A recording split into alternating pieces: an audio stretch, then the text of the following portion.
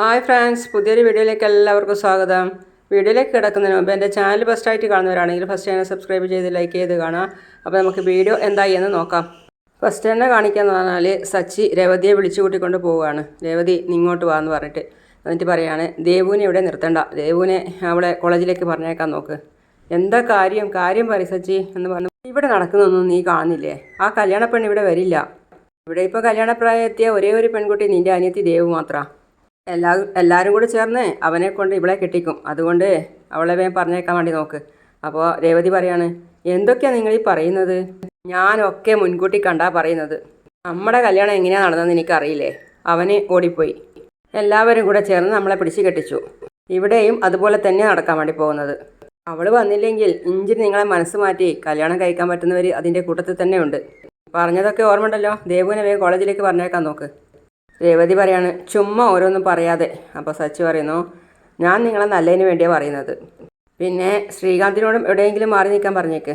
ചിലപ്പം പെണ്ണ് വന്ന് ഇവരോടിപ്പോയാൽ ആ പെണ്ണിനെ കൊണ്ട് ശ്രീകാന്തിനെ കൊണ്ട് കെട്ടിക്കും. ആ പെണ്ണിനെ പരസ്പരം ഇഷ്ടപ്പെടാത്ത രണ്ടുപേരെ കൊണ്ട് കല്യാണം കഴിപ്പിക്കുന്നതാണ് ഇപ്പോഴത്തെ ട്രെൻഡ്. നീ കണ്ടോ രേവതി, ആ പെണ്ണ് വരാനൊന്നും പോകുന്നില്ല. ആ പെണ്ണ് വന്നാൽ എന്നെ വിളിക്കണം, ഞാൻ പോകുന്നു, എനിക്ക് ഓട്ടോ ഉണ്ട്. അപ്പോൾ പറഞ്ഞത് മറക്കണ്ട. അമ്മേ, ഞാൻ പോവാണേ. ദേവു ചോദിക്കുകയാണ്, ചേച്ചി ഈ കല്യാണം നടക്കുമോ? അപ്പോൾ അമ്മ പറയുന്നു, എന്താടി നീ ഇങ്ങനെയൊക്കെ ചോദിക്കുന്നേ? അല്ല, പെണ്ണിതുവരെ വന്നില്ലല്ലോ. സച്ചിയേട്ടൻ പറഞ്ഞതുപോലെ അവർ ഓടിപ്പോയി കാണുമോ? ഒന്നും മിണ്ടാതിരിക്കും മോളെ. ഇതെങ്ങാനും ആ ചന്ദ്ര കേട്ടാൽ പിന്നെ അത് മതി. അവർ കേട്ടാൽ എനിക്കെന്താ? കണ്ടതല്ലേ. വന്ന ഉടനെ അവർ അമ്മയുടെ മെക്കിട്ട് കയറുമായിരുന്നു. ഇൻസൾട്ട് ചെയ്തില്ലേ അമ്മയെ? അത് വിട്ടുകള മോളെ. അതിനവർക്ക് സച്ചി നല്ല മറുപടി അപ്പം തന്നെ കൊടുത്തല്ലോ. സച്ചി ആളാകെ മാറി അല്ലേ മോളെ? ഞാൻ പറഞ്ഞില്ലേ അമ്മേ, ഇപ്പം എന്നോട് വഴക്കിടാറേയില്ല. അച്ഛമ്മയുടെ അടുത്ത് പോയി വന്നതിന് ശേഷം കുടിക്കാറുമില്ല. എന്നോട് സ്നേഹത്തോടെ മാത്രമേ പെരുമാറിയിട്ടുള്ളൂ.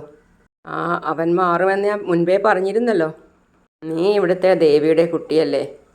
നീ എപ്പോഴും കരഞ്ഞുകൊണ്ടിരിക്കുന്നത് കാണാൻ ദേവിക്കാവോ? വീട്ടിൽ വേറെ പ്രശ്നങ്ങളൊന്നും ഇല്ലല്ലോ? അവൾ തലകുനിച്ചു. അപ്പോൾ അമ്മ ചോദിക്കുകയാണ്, എന്താ മോളെ? ഏയ് ഒന്നുമില്ല. എന്ത് പ്രശ്നമോ? വീട്ടിലൊരു പ്രശ്നവുമില്ല, എനിക്കവിടെ സുഖമാണ്. രേവതിയുടെ അടുത്തേക്ക് എപ്പോഴേക്കും ചന്ദ്ര വന്നു. എന്നിട്ട് ചോദിക്കുകയാണ്, രേവതി, ശ്രുതി വന്നോ? അപ്പം രേവതി പറഞ്ഞു, വന്നാൽ ഇവിടെ കാണില്ലേ? അപ്പോൾ ചന്ദ്ര പറയാണ്, നിൻ്റെ തർക്കുത്തരം ഇത്തിരി കൂടുന്നുണ്ട്. ശ്രുതി വന്നു കഴിഞ്ഞാൽ എന്നോട് അപ്പം തന്നെ വന്ന് പറയണം. അവിടെ അമ്മ പറഞ്ഞു, അതേ. എന്താ? ശ്രുതി വന്നാൽ അപ്പം പറയാം. അത് ഇവള് പറഞ്ഞോളും. നീ നിൻ്റെ ജോലി ചെയ്. മാല നന്നായില്ലെങ്കിൽ അത് നീ തന്നെ കഴുത്തിലിട്ടുകൊണ്ട് നടക്കേണ്ടി വരും. എന്തിനാ അമ്മേ അവരോട് സംസാരിക്കുന്നേ? അപ്പോഴേക്കും ശ്രുതി അവിടെ എത്തി. ശ്രുതി വണ്ടിയിൽ നിന്ന് ഇറങ്ങിയിട്ട് പരക്കെ നോക്കുകയാണ്. അപ്പോൾ മീര ചോദിക്കുന്നു, എന്താ നോക്കുന്നത് ശ്രുതി നീ? അപ്പോൾ അവൾ പറയുകയാണ്, ഞാൻ പേടിയാവുന്നടി. നവീൻ വന്നാൽ ഞാൻ എന്ത് ചെയ്യും?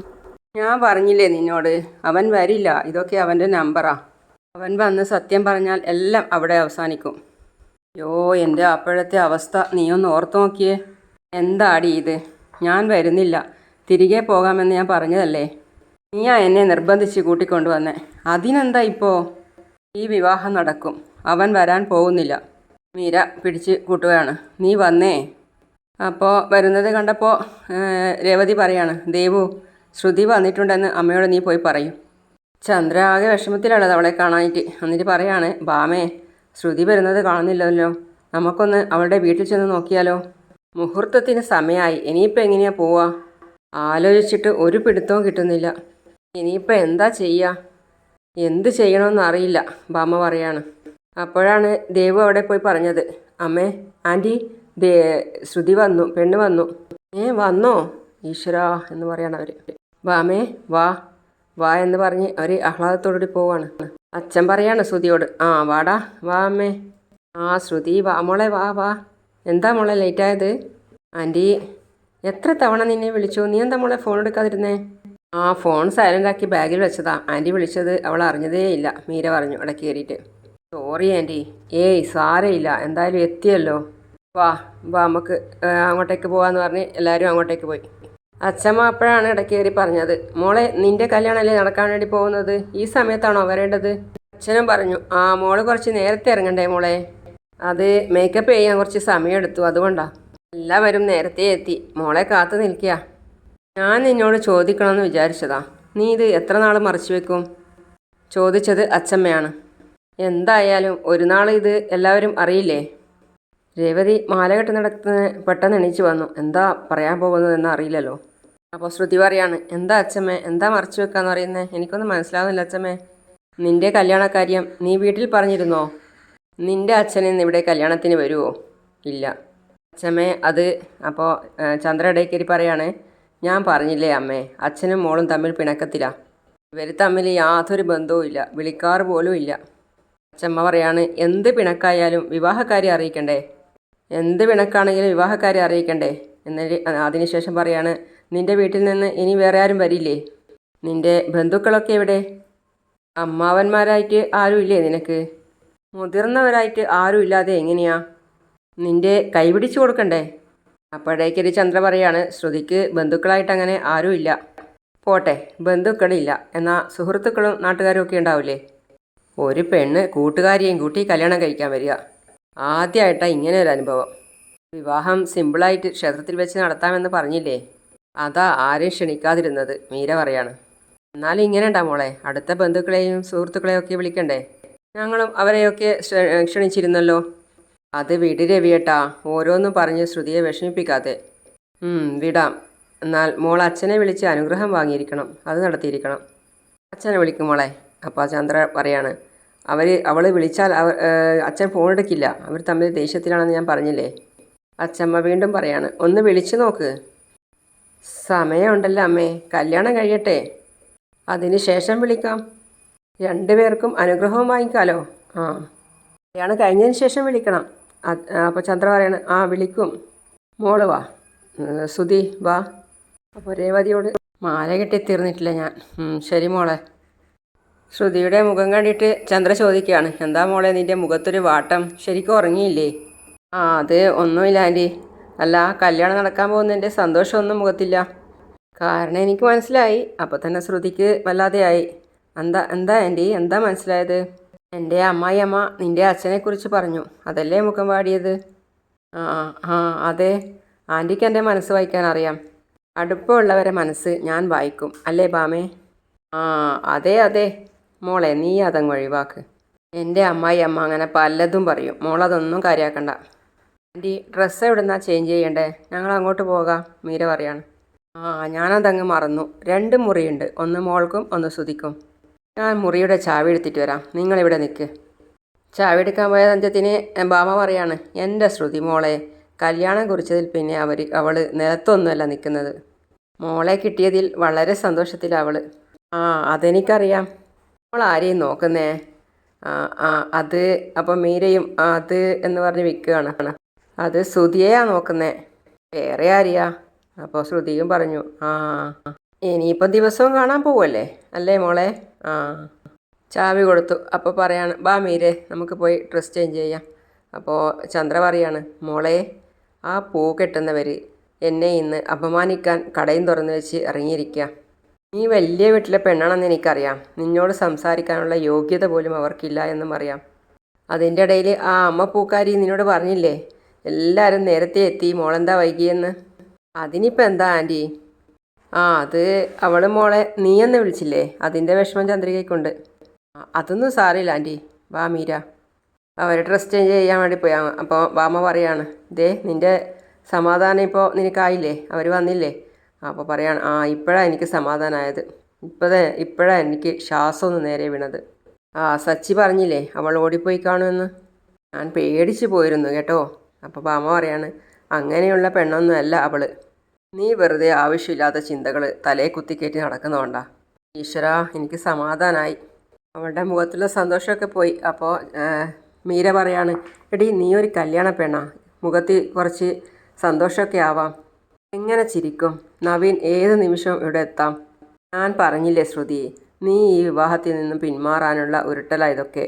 അയാൾ വരില്ല, മുഹൂർത്തമാകാറായി. കുറച്ച് കഴിഞ്ഞാൽ ശ്രുതി നിൻ്റെ കഴുത്തിൽ താലി കെട്ടും. ഒരു തടസ്സവും ഉണ്ടാവില്ല, നീ ടെൻഷൻ ആവാതെ. അപ്പോഴാണ് മീര കാണുന്നത് ശ്രുതി ഫോട്ടോ എടുക്കുന്നത് സെൽഫി ആയിട്ട്. അപ്പോൾ അവൾ പറയാണ്, നോക്ക്, നിൻ്റെ ആൾ നല്ല പോസിൽ നിൽക്കുക, നോക്കി ചിരിക്കുന്നു, ഒന്ന് ചിരിക്കടി. നീ തന്നെ ഈ വിഷയം എല്ലാവരെയും അറിയിക്കുമെന്നാണ് എനിക്ക് തോന്നുന്നത്. ശ്രുതി അവരുടെ അടുത്തേക്ക് പോയിട്ട് പറയാണ്, അല്ല എന്താ ഇത്ര ലേറ്റായത്, ഞാൻ എന്തുമാത്രം ടെൻഷൻ അടിച്ചെന്നറിയോ? എന്താ ശ്രുതി ഡള്ളായിരിക്കുന്നേ? എന്തെങ്കിലും പ്രശ്നം? എന്തോ ഒരു മാറ്റം പോലെ. എന്താ ശ്രുതി, എന്താ? ഏയ് ഒന്നുമില്ല. അവളുടെ കയ്യിൽ കയറി പിടിച്ചിട്ട് ശ്രുതി പറയാണ്, നീ ഇപ്പോൾ നല്ല സുന്ദരിയായിട്ടുണ്ട്. നിൻ്റെ മുഖത്ത് നിന്ന് കണ്ണെടുക്കാനേ പറ്റുന്നില്ല. അച്ഛൻ വിളിക്കുകയാണ്. എടാ ശ്രുതി, നിനക്കെന്താ റെഡിയാവണ്ടേ? റെഡിയാവാം. എപ്പോൾ? ഇപ്പോൾ തന്നെ വൈകി. നിങ്ങളൊക്കെ ഇവിടെ സംസാരിച്ചുകൊണ്ടിരിക്കുക. റെഡിയാവാൻ നോക്ക്, സമയമായി. ഇവനോട് സംസാരം ഇപ്പോൾ ഒന്നും നിർത്തുമെന്ന് തോന്നുന്നില്ല. മുഹൂർത്തം കഴിഞ്ഞാലും ഇവൻ സംസാരം നിർത്തില്ല. മോള് പോയി റെഡിയാവാൻ നോക്ക്. ഇവിടെ വാടാ. ശ്രുതി, ഞാൻ പെട്ടെന്ന് വരാട്ടോ. ഡ്രസ്സ് മാറാൻ കയറിയപ്പോൾ അതാ ഫോൺ കോൾ വരുന്നു. അപ്പോൾ ശ്രുതി പറയാണ്, അവൻ തന്നെയാണ് വിളിക്കുന്നത്. അപ്പോൾ മീര പറയുന്നു, ഫോൺ എടുക്ക്, സംസാരിക്ക്. ഹലോ. ഞാൻ കരുതി നീ ഫോൺ എടുക്കില്ല എന്ന്. പേടിച്ചല്ലേ? അപ്പോൾ ശ്രുതി പറയാണ്, ഇപ്പം നിനക്ക് എന്താ വേണ്ടത്? ഞാൻ പറഞ്ഞതല്ലേ, എനിക്ക് നിന്നെ വേണം. പിന്നെ ഞാൻ അപമാനിക്കപ്പെട്ടതുപോലെ നീയും അപമാനിക്കപ്പെടണം. എൻ്റെ കുടുംബജീവിതം നീ തകർത്തില്ലേ? അതുകൊണ്ട് നിനക്ക് ഈ ജന്മം ഒരു കുടുംബജീവിതം ഉണ്ടാവാൻ പോകുന്നില്ല. നിന്റെ കഴുത്തിൽ ശ്രുതി താലി കെട്ടില്ലല്ലോ കല്യാണി. ഞാൻ ചെയ്യുന്നത് പാവാണെന്ന് എനിക്കറിയാം. എന്നേ ക്ഷേത്രത്തിൽ എൻ്റെ വകയെ അന്നദാനം. ഈ ചെയ്യുന്ന പാവത്തിൻ്റെ ഒരു ചെറിയ പ്രായശ്ചിത്തം. നിങ്ങൾ എന്തിനാ എന്നെ ഇങ്ങനെ ടോർച്ചർ ചെയ്യുന്നത്? നിങ്ങളെൻ്റെ ജീവിതം കൊണ്ടാണ് കളിക്കുന്നത്. ഉപദ്രവിക്കരുത് പ്ലീസ്. എന്നെ വെറുതെ വിട്. എൻ്റെ ജീവിതം കൊണ്ടല്ലേടി നീ കളിച്ചത്. എൻ്റെ ഭാര്യയും മകളും എന്നെ വിട്ടുപോയി. എൻ്റെ ജോലി പോയി. ഇതിനൊക്കെ കാരണം നീയല്ലേടി ശ്രുതി. എൻ്റെ വകയുള്ള അന്നദാനം നീ കഴിക്കണം. നല്ല പായസമൊക്കെ ഉണ്ട്, അതൊന്നും മിസ്സാക്കരുത്. അപ്പോഴേക്കും ഞാൻ അവിടെ വരാം കേട്ടോ. വെക്കട്ടെ. അപ്പം മീര ചോദിക്കുകയാണ്, എന്താ അവൻ പറഞ്ഞത്? അവനിവിടെ വരും, ഈ വിവാഹം മുടക്കും. ഞാൻ എന്ത് ചെയ്യും? അപ്പം മീര പറയുന്നത്, കരയാതെ. ആരെങ്കിലും കാണും, നീ കരയാതിരിക്കുക. കണ്ണ് തുടക്ക്. വാ, മുറിയിലേക്ക് പോകാം, വാ. ആ പെണ്ണ് വരില്ല എന്നാണ് ഞാൻ കരുതിയത്. പക്ഷേ ഒടുക്ക അവൾ വന്നു. രേവതിയുടെ അമ്മ പറയാണ്, ഈ കല്യാണം മുടങ്ങണമെന്നായിരുന്നോ നിൻ്റെ മനസ്സിൽ? ആ അതെ. എൻ്റെ വീക്ക് വെച്ചാണല്ലോ. നല്ല രീതിയിലായിട്ട് നടക്കാൻ നോക്കും മോളെ. സുധിയേട്ടൻ്റെ കല്യാണം മുടങ്ങണമായിരുന്നു. എന്നാലേ അതിൻ്റെ വേദന എന്താണെന്ന് അയാൾക്ക് മനസ്സിലായി. അതൊക്കെ വിടുക, അതൊക്കെ മറന്നുകളാം. ഇതിപ്പോൾ നമ്മളെ വീട്ടിൽ നടക്കുന്ന കല്യാണം. അപ്പോൾ നമ്മൾ കൂടെ തന്നെ വേണം. മോളെ രേവതി, നീ ചെന്ന് ശ്രുതിയുടെ കൂടെ നിൽക്ക്. അമ്മേ വേണ്ട അമ്മേ, അവളുടെ ഫ്രണ്ട് കൂടെയുണ്ട്. അവളുണ്ടായാലും നീയും കൂടെ വേണം. നീ ചെല്ലും മോളെ. അപ്പോൾ അവൾ പറയാണ്, അദ്ദേഹം വന്നോട്ടെ അമ്മേ. ഓരോരോ കാരണങ്ങൾ. ശ്രുതി ഡ്രസ്സൊന്നും മാറ്റാതെ ബെഡിൽ പോയി ഇരിക്കുകയാണ്. അപ്പം മീര പറയുന്നു, നീ ഇങ്ങനെ ടെൻഷൻ അടിക്കാതെ നീ വേഗം ഡ്രസ്സ് മാറ്റാൻ നോക്ക്, സമാധാനമായിട്ടിരിക്കുക. ഞാൻ പേടിച്ചതുപോലെ തന്നെ സംഭവിച്ചു. എൻ്റെ വിവാഹം കഴിഞ്ഞതാണെന്നും എനിക്കൊരു കുട്ടിയുണ്ടെന്നും അവൻ വന്ന് എല്ലാവരോടും പറയും. അപ്പം മീര പറയുന്നത്, എൻ്റെ ശ്രുതി, നീ ഒന്ന് അടങ്ങി നിൽക്കുക. അവൻ പറയില്ല ആരോടും. അവൻ നിന്നെ ഭയപ്പെടുത്താൻ വേണ്ടി പറയുന്നതാ. നീ ഒന്ന് വിഷമിക്കാതിരിക്കുക. നവീൻ വരും. ഞാൻ ശ്രുതിയോടെല്ലാം പറയാൻ പോവുക മീര. എന്ത് പറയും നീ? നവീൻ എന്നെ ബ്ലാക്ക്മെയിൽ ചെയ്യുന്ന കാര്യം ഞാൻ ശ്രുതിയോട് പറയും. നീ മണ്ടത്തരം കാണിക്കാതെ. എന്തിനാ അയാൾ നിന്നെ ബ്ലാക്ക്മെയിൽ ചെയ്യുന്നത് എന്ന് ശ്രുതി ചോദിച്ചാൽ നീ എന്ത് മറുപടി പറയും? എല്ലാം ശ്രുതിയോട് പറയണം. എൻ്റെ വിവാഹം കഴിഞ്ഞതാണെന്നും എനിക്കൊരു കുഞ്ഞുണ്ടെന്നും ഒക്കെയുള്ള കാര്യം ശ്രുതിയോട് പറയണം. എന്തൊരു വിഡ്ഢിയാ നീ, വെറുതെ മണ്ടത്തരം കാണിക്കാതെ. നവീൻ വന്ന് എല്ലാം ശ്രുതിയോട് പറയുന്നതിന് മുമ്പേ ഞാൻ സത്യം പറയുന്നതാണ് നല്ലത്. ഏയ് മണ്ടത്തരാണ്, അതങ്ങനെ പറയറ്. അപ്പോൾ ശ്രുതി പറയാണ്, അവൻ വന്ന് നവീൻ വന്നിട്ട് എല്ലാം ശ്രുതിയോട് പറഞ്ഞു കഴിഞ്ഞാൽ പിന്നെ അതിലും വലിയ തെറ്റല്ലേ. നീ വെറുതെ ടെൻഷൻ ആവാതെ. അവൻ വരുമെന്ന് പറഞ്ഞതല്ലാതെ അവൻ വരുമൊന്നുമില്ല.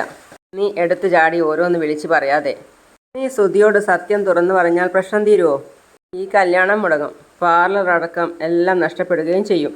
പാർലർ നടത്താൻ 10 ലക്ഷം രൂപ തന്നത് ശ്രുതിയുടെ അമ്മയല്ലേ. കള്ളം പറഞ്ഞ് ചതിച്ചാൽ നിന്നോടവർ പൊറുക്കുമോ?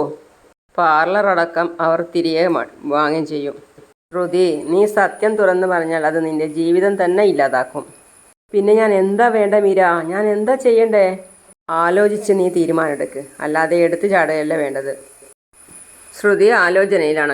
അങ്ങനെയാണ് ഇന്നത്തെ കഥ അവസാനിക്കുന്നത്. അപ്പോൾ അടുത്ത കഥയുമായിട്ട്, അടുത്ത വീഡിയോയുമായിട്ട് ഞാൻ ഉടൻ വരുന്നതാണ്. അതുവരേക്കും ബൈ ബൈ.